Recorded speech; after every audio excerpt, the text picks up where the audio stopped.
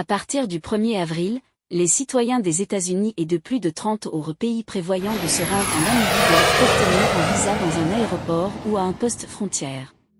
Cette décision est largement perçue comme une réponse au refus persistant des pays occidentaux de réciproquer la politique d'entrée sans visa de la Namibie pour leurs citoyens.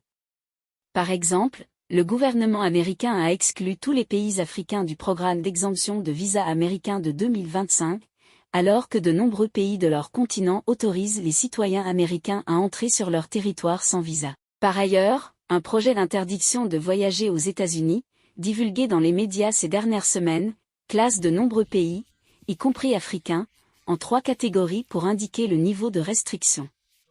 Plus de 20 pays africains figurent dans les 2e et 3e catégories, où les voyages seraient autorisés, mais sous une surveillance et des restrictions strictes.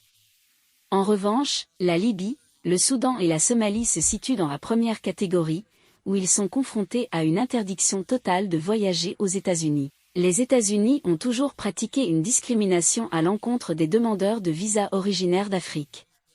En 2017, l'administration Trump a interdit l'entrée sur le territoire de la Libye, de la Somalie et du Soudan. Selon le IGER et d'Immigration Portal, les États-Unis ont refusé 57% des demandes de visa d'étudiants africains en 2023, contre 38% pour les Asiatiques et 8% pour les Européens.